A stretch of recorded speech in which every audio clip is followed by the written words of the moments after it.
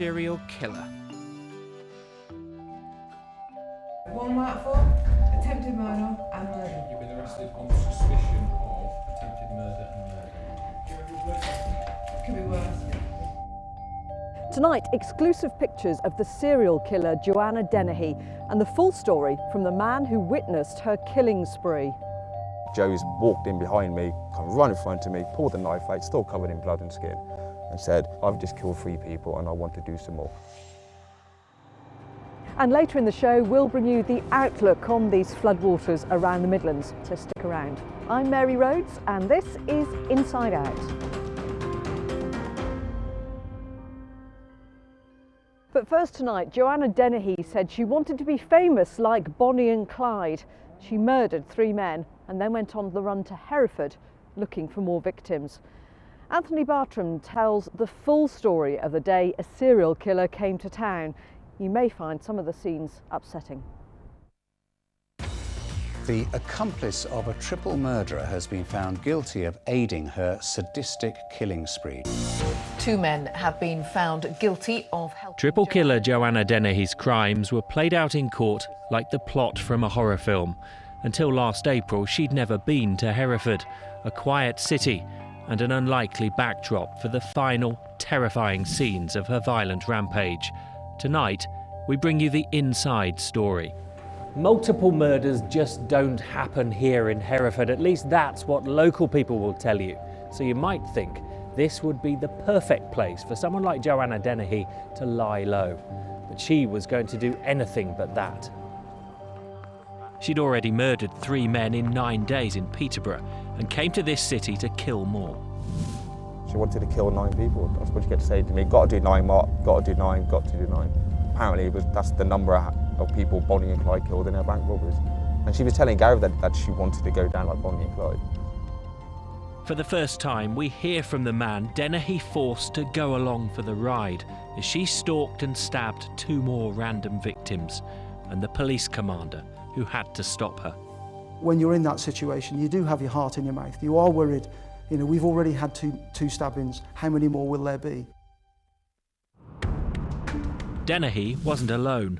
7'3" Gary Stretch was her driver and accomplice. Here they are, holding hands at Strensham Services on the M5. It's just before 9 in the morning on April the 2nd, and the first sign, the pair were heading west. Stretch had contacts in the small Herefordshire town of Kington. For local man Mark Lloyd, it was a day he'll never forget. I've walked into the front room and Gary's just stood there by the guard, basically by the balcony door, staring at me. And as soon as I walked in, I thought, what the hell am I going to do now? And then, but whilst I'm thinking that, Joe's walked in behind me, come right in front of me, pulled the knife out, still covered in blood and skin, and said, "You must be Mark, you must be Barry. Gary's my driver, he does the disposing of the bodies. I've just killed 3 people and I want to do some more." Mark had never met Dennehy but knew Stretch through a friend who'd asked him to call round. While he admits to a criminal past, he insists he had no idea the 2 fugitives were there and played no part in their murderous plans. He says he was forced to go with them, initially believing they wanted his help to turn the proceeds of a burglary into ready cash. Gary's in the driving seat and Joe's by the front door, and I'm thinking, you could go right now, you could go right now. And then I thought, nah, this girl was highly agitated before. She was pulling the knife out, hopping up and down like a little dog.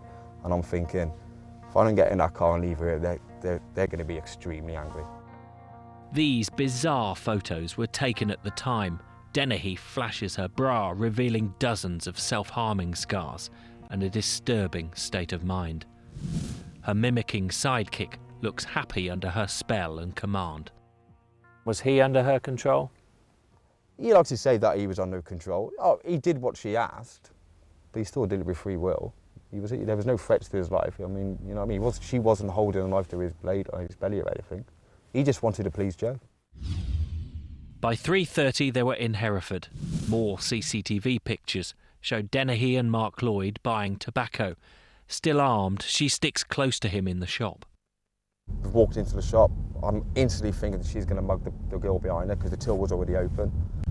And then she's basically asked the girl to turn around and comment on that she's got a very nice backside. I kind of felt, okay, we got through that one. I gave him money over for the cigarettes. We come back in the car. What I had to do, I had to convince these two I was on their side, and what they're saying is I'm inside. I was thinking, I need to get you caught. How do I get you caught? How do I get you caught? He was right to be scared. Retired local fireman Robin Berezza had been walking his dog when Stretch spotted him a few hundred yards down the road. The 68-year-old was no match for Dennehy. I've seen a bloke walking across the road with a dog. The second Gary said that, he slammed the brakes on, Joe's out the door, and it's just all over him. I mean, literally 15 to 20 stab wounds. I'm sat in the car now thinking, God, I'm screaming blue hell at Gary, but he's turned around now and gripped me very, very hard on the shoulder. She's got in the car, got the knife in her hand, leant over to Gary, kissed him on the cheek and said, thanks for that. But the next man's got to have a dog. The next man's got to have a dog. Initial reports to the police were sketchy, but for one crucial detail about the attacker from the victim himself. What was key was the piece of information that Mr. Berezza was able to give us, and that was the fact that Joanna Dennehy had this distinctive tattoo on her cheek. Officers very quickly made the association between the earlier request from Cambridgeshire. As Superintendent Ivan Powell briefs his officers on the ground about the two suspects, trauma doctor Nick Crombie is already flying to the stabbing scene in the air ambulance when a call comes in that there'd been another one. To get multiple casualties over a very short period of time, the anxiety was very much that this would turn into a what we call a marauding event, where someone is going around repeatedly attacking more and more people, such that it starts to overwhelm the services available. The two attacks were 9 minutes and only a few streets apart. 56-year-old John Rogers had been walking his dog and fitted the profile Dennehy wanted. Joe said, yeah, he'll do. And Gary's parked up by a bus stop. She's walked straight up to him, the bloke's got his back turned to it, and just literally launched into him. I suddenly felt what I thought was a really heavy punch in the small of my back. And when I turned round, I saw this woman, and she just kept stabbing me in the chest. And this man did try fighting back, but it was a frenzy. Could you hear anything? Could you hear what was going on? Did you hear what she was saying? She was just saying, more, got to do some more, got to do some more. She also said, oh look, you're bleeding, I'd better do some more. I think I said, oh, just leave me alone, please. Please leave me alone. But she didn't, she just carried on. Both men were left for dead, Mr. Rogers with almost 40 stab wounds. Dennehy even took his dog as a trophy. They drove off from Golden Post and parked up in an area of Hereford known as the Oval. By the time Dennehy, Stretch and Lloyd had reached here, Superintendent Powell had every man on the ground he could muster, and in the end, she didn't make it that difficult for them. In fact, she casually went for a walk with Mr. Rogers' dog, giving both Gary Stretch and Mark Lloyd the chance to bail out. At 4:10, armed police found her sitting alone in the car. She was arrested without a struggle, Mark Lloyd soon after. Because she got arrested and taken into the custody suite with me. The last thing I remember Joe singing was, they've asked her, have you got anything to say, Joanna Dennehy? And she's just broken into a tap dance and started singing in the rain. That's the last I saw of Joe. At 5:45 p.m, Stretch gave himself up to armed officers in Elmley Village, 16 miles away.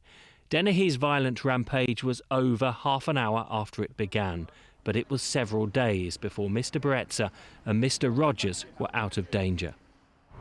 It's changed my outlook a little bit in that, you know, I think you've got to make everything of every day, because you don't know. You could wake up in the morning and get run down by a bus, you know, you don't know what's around the corner. So I try to make the best of every day. Considering their horrific injuries, both men have made a remarkable recovery. Police, though, are still working to calm the fears Joanna Dennehy brought to Hereford. The sense that the investigation team have is that had Joanna Dennehy not been arrested when she was, she would have gone on to commit a further offence against somebody in the street in Hereford. Mark Lloyd still has nightmares about the serial killer. And this whole episode just sounds like something out of some movie, doesn't it? Yeah, I don't sleep at night anymore anyway. But it's just, I'm just glad Joe went guilty, because I wasn't looking forward to seeing her in court. After such violence, Dennehy appeared calm in custody. She's since been diagnosed with a psychotic personality disorder and admitted the 3 Peterborough murders and the Hereford stabbing spree. Stretch always denied being her willing accomplice, but the jury found him guilty of attempted murder. Well, Dennehy was due to be sentenced last Friday, but it's been adjourned until later this month at the Old Bailey. As she was being led from the dock, she turned to the courtroom and said, "I'm sorry for the attempted murders, but I'm not sorry for the murders." Midlands Today will keep you updated on the sentencing.